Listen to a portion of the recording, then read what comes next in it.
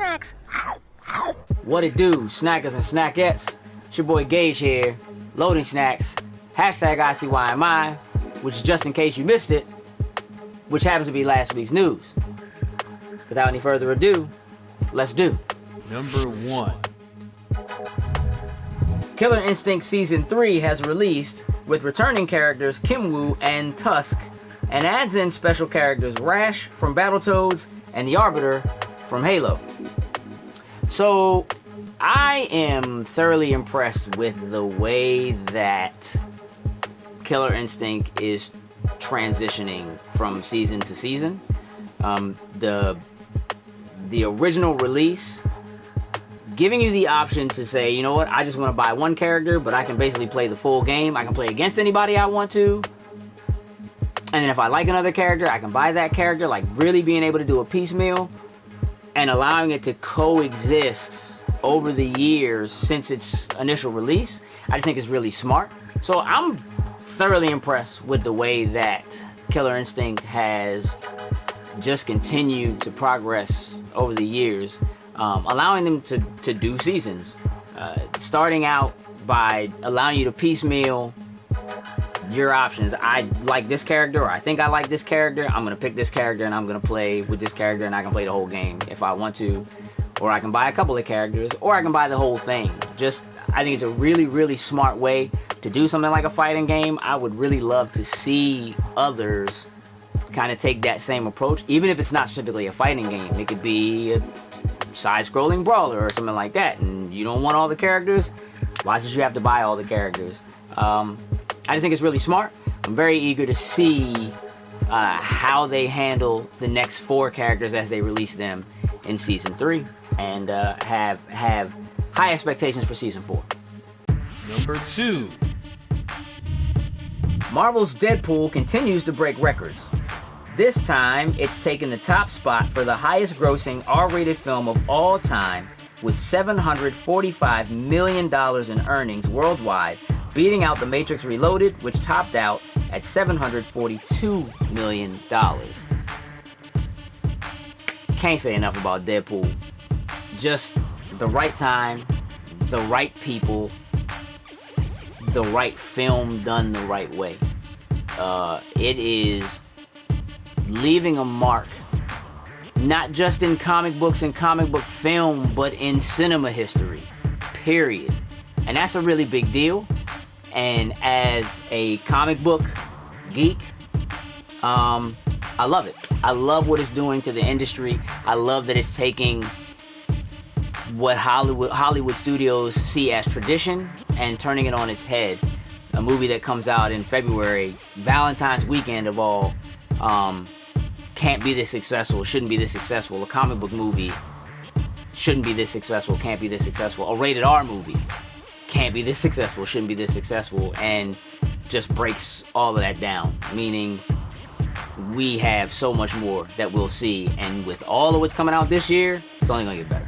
Only gonna get better. So kudos to Deadpool. And shout out to Fox, cause y'all were failing me until, yeah. Good job. Good job. Number 3.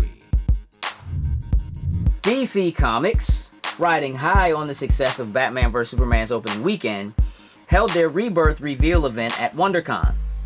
While we learned tons of information on changes coming to the DC universe, what stood out most was hearing that we will finally find out the Joker's real name. So, you excited about that, Sin? Yes! I know you are. It's your favorite villain. I mean, that makes sense. That's a big deal. Joker's been around for a long time, and there's always been this back and forth, and you know, we've actually heard Batman's origin story retold time and time again. It changes up a little here and there. The basics of it remain the same, but how tied in and how intricate the Joker is to Batman and who he is as a character is so relevant. And so a few months back, we actually found out that Batman actually got the opportunity to basically be a god, and he asked that question. He wanted to know, what was the Joker's real name? Who was he? And he found out, but we didn't find out.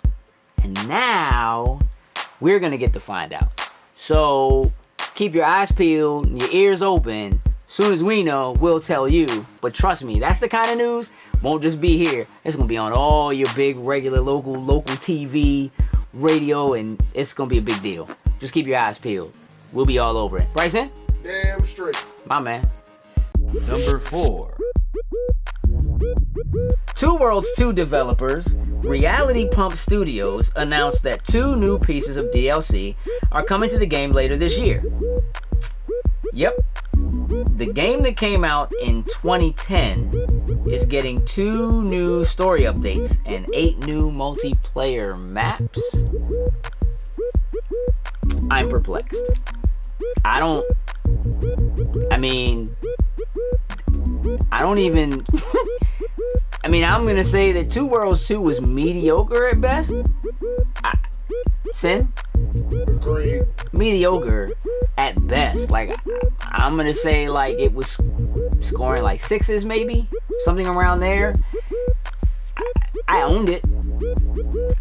I tried to play it. I tried to like it. It was I'm not sure. I don't know. Somebody must be playing it. Somebody's playing this? Somebody must be playing it, because that's a lot of effort. But the game is 6 years old. Why are you doing this now? Why 8 new multiplayer maps, 2 new pieces of story? Hold on. Cool. Have you ever heard of Two Worlds 2? I have not. See? And that's exactly what I'm talking about. Why is this happening?